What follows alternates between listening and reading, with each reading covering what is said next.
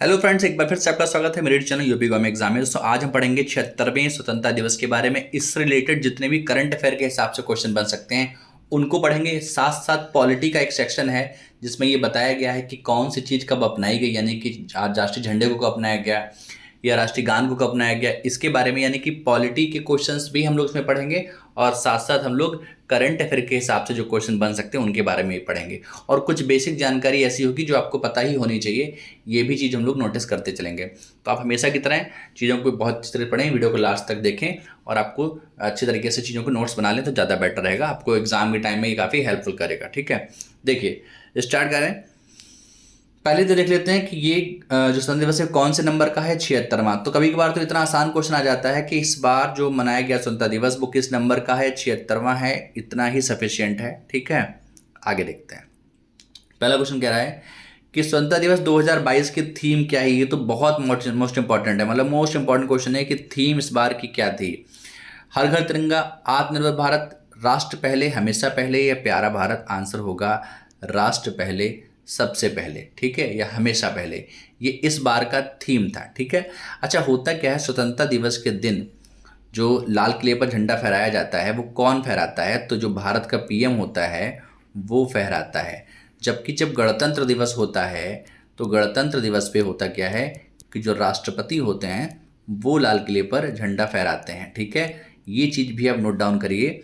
ठीक, अच्छा होता क्या है, गणतंत्र दिवस पे जो राज्य होता है, राज्य में राज्य के राज्यपाल करते हैं। ठीक है, और वैसे राष्ट्रपति करते हैं। ठीक है, और स्वतंत्रता दिवस पे क्या होता है कि मतलब लाल किले पर जो पीएम साहब होते हैं वो करते हैं और राज्यों में जो सीएम होते हैं वो झंडा फहराते हैं। तो कभी कभार इतने आसान क्वेश्चन भी बन जाते हैं, आपसे पूछा जाता है कि बताइए स्वतंत्रता दिवस के दिन कौन फहराता है और गणतंत्र दिवस के दिन कौन फहराता है। तो ये चीज़ें भी, बेसिक चीज़ें आपको पता होनी चाहिए। ठीक है, अगला क्वेश्चन देखिए। कौन सा हीरो 21 अगस्त 2022 को न्यूयॉर्क सिटी के इंडिया में ग्रैंड मार्शल हुआ। ग्रैंड मार्शल कौन हुआ, थोड़ा सा डिफरेंट क्वेश्चन है, अच्छा क्वेश्चन भी है, लोगों ने इस पर ध्यान कम दिया होगा। आंसर होगा आपका अल्लू अर्जुन। ठीक है, पुष्पा मूवी वाले वही अल्लू अर्जुन, इनको ग्रैंड मार्शल दिया गया। कहाँ पर, वो दिया गया न्यूयॉर्क सिटी में। ठीक है, 21 अगस्त को। ठीक है, 21 अगस्त को, नहीं 6 दिन बाद। अगला क्वेश्चन देखिए। मई वर्ष 2022 में स्वतंत्रता दिवस की कौन सी वर्षगांठ मनाई गई। हम लोग पहले डिस्कस कर चुके हैं, ये 76वां स्वतंत्रता दिवस था। देश स्वतंत्र कब हुआ, 15 अगस्त 1947 में। सभी जानते हैं कि कब हुआ, 1947 में। और इसी में क्वेश्चन याद रखिए, 22 जुलाई 1947 को जो भारत का झंडा है तिरंगा, इसे अपनाया गया। ठीक है, इसे अपनाया गया, इसीलिए हर वर्ष हम लोग 22 जुलाई को झंडा दिवस मनाते हैं। ठीक है, स्टैटिक जीके के हिसाब से ये क्वेश्चन बहुत अच्छा है, इसलिए आपको पता होना चाहिए कि हर वर्ष झंडा दिवस कब मनाते हैं, 22 जुलाई को। ठीक है, और जो झंडे में लंबाई और चौड़ाई का अनुपात होता है वो 3:2 के रेशियो में होता है। ठीक है, तो लंबाई होती है 3 के रेशियो में और चौड़ाई होती है 2 के रेशियो में। और झंडे का डिज़ाइन किसने तैयार किया था, पिंगल वेंकैया। पिंगल वेंकैया, इन्होंने झंडे का डिज़ाइन तैयार किया था। तो इस बार कौन सा स्वतंत्रता दिवस मनाया गया है, 76वां मनाया गया है। अगला क्वेश्चन देखिए। हर बार स्वतंत्रता दिवस पर ध्वजारोहण कौन करता है। ठीक है, स्वतंत्रता दिवस पे करते हैं प्रधानमंत्री और गणतंत्र दिवस पे करते हैं राष्ट्रपति। ठीक है, अब इसी के तुलना में अगर हम कर दें कि जब केंद्र में राष्ट्रपति करते हैं यानी गणतंत्र दिवस पे, तो राज्य में कौन करता होगा, तो उसके इक्विवेलेंट है राज्यपाल। और ऐसे ही जब स्वतंत्रता दिवस पर दिल्ली में यानी लाल किले पर प्रधानमंत्री करते हैं तो राज्य में कौन करते हैं, राज्यों के मुख्यमंत्री। ठीक है, राज्यों के मुख्यमंत्री। अगला देखिए, भारत के तिरंगे झंडे पर चरखे की जगह चक्र कब आ गया। देखिए पहले क्या होता था, झंडे पे जो बीच वाला था पोर्शन, यानी कि यहाँ पर चरखा बना हुआ होता था। ठीक है, अब यहाँ पर चक्र आया है, तो ये चक्र कब से आया है ये आपको बताना है। तो आंसर होगा 22 जुलाई 1947। और 22 जुलाई को जब ये आया उसी समय इस झंडे को भारत का राष्ट्रीय झंडा अपनाया गया। यानी कि अगर आपसे ये कहा जाए कि कब अपनाया गया, तब भी आंसर आपका 22 जुलाई 1947 ही होगा। और इसीलिए 22 जुलाई को हर साल झंडा दिवस मनाया जाता है। ठीक है, इस चीज़ को नोट डाउन कर लीजिएगा, याद रखिएगा। हर वर्ष राष्ट्रीय झंडा दिवस कब मनाते हैं? सेम क्वेश्चन है, 22 जुलाई को। ठीक है। अच्छा, राष्ट्रीय झंडा दिवस मनाते हैं 22 जुलाई को। राष्ट्रीय गान को कब अपनाया गया? ठीक है, राष्ट्रीय गान को अपनाया गया 24 जनवरी 1950 को। ठीक है। जबकि राष्ट्रीय गीत और प्रतीक, ठीक है, इन दोनों को 26 जनवरी 1950 को अपनाया गया। नहीं कि सुन लीजिए, राष्ट्रीय गीत हो या प्रतीक हो, इन दोनों को 26 जनवरी 1950 को अपनाया गया। जबकि राष्ट्रीय जो गान है इसको 2 दिन पहले ही 24 जनवरी 1950 को अपना लिया गया था। ठीक है। तो ये डेट्स भी आप नोट डाउन करते रहिए, अक्सर इन चीज़ों से क्वेश्चन बनते रहते हैं। ठीक है। आगे देखिए, स्वतंत्र भारत के अलावा कौन सा देश 15 अगस्त को ही अपना स्वतंत्रता दिवस मनाता है? बहरीन, दक्षिण कोरिया, उत्तर कोरिया, कांगो, ये सभी।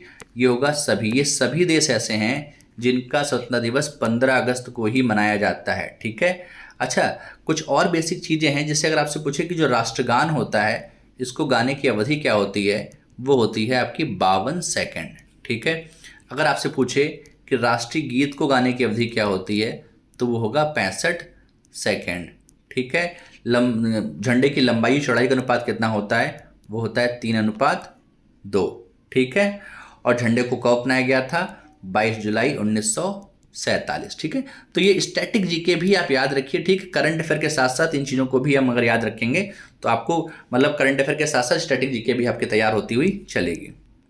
आगे देखिए, किस अनुच्छेद के तहत झंडा फहराना मौलिक अधिकार के अंतर्गत आता है? झंडा फहराना, देखिए पहली बात तो ये हो गया कि मौलिक अधिकार जो हैं ये आते हैं, मतलब झंडा फहराना क्या है? एक मौलिक अधिकार है। और मौलिक अधिकार जो हैं वो संविधान के भाग 3 में आते हैं, अनुच्छेद 12 से लेकर 35 तक आते हैं। और जो आर्टिकल झंडा फहराने का देता है अधिकार वो है आर्टिकल 19 का ए। और 19 के तहत आपको 6 प्रकार की स्वतंत्रता दी गई है, जैसे बोलने की, जाने की, घूमने की, संघ बनाने की, सभा करने की, किसी भी कोई व्यापार करने की। ये सारी जो जो आर्टिकल 19 है वो आपको 6 प्रकार की स्वतंत्रता देता है। तो ये 19 आर्टिकल किस में आता है? ये आपके मौलिक अधिकार में आता है। और मौलिक अधिकार लिए कहाँ से गए हैं? ये आपके लिए गए हैं अमेरिका से। तो मौलिक अधिकार लिए कहाँ से गए हैं? अमेरिका से लिए गए हैं। भाग कौन सा है? 3 है। आर्टिकल कौन सा है? 12 से 35 हैं। ठीक है। यूएसए से लिए गए हैं। और इसे ही मतलब मौलिक अधिकारों का मैग्ना कार्टा कहा जाता है। किसको? भाग 3 को। ठीक है। तो आंसर होगा आपका आर्टिकल 19। ठीक। अगला क्वेश्चन देखिए, प्रथम प्रधानमंत्री जिसने लाल किले पर भारतीय झंडे को फहराया था, जाहिर सी बात है पहले प्रधानमंत्री कौन थे? जवाहरलाल नेहरू। ठीक है। ये थे पहले प्रधानमंत्री। और 1950 से लेकर 1964 तक ये प्रधानमंत्री रहे। अभी तक का सबसे लंबा कार्यकाल इन्हीं का है। और इन्होंने ही पहली बार लाल किले पर झंडे को फहराया। ठीक है। 1964 के बाद 1966 तक लाल बहादुर शास्त्री प्रधानमंत्री रहे। ठीक है। तो ये चीज़ भी आप याद रखिएगा। ठीक है। अच्छा, भारत के एकमात्र गवर्नर जनरल भी रहे हैं जो रहे हैं सी राजगोपालाचारी। ठीक है, राजगोपालाचारी। तो ये भी आपके मतलब एकमात्र भारतीय रहे हैं, हालांकि इन्हें अंतिम भी कह सकते हैं और भारतीय भी कह सकते हैं।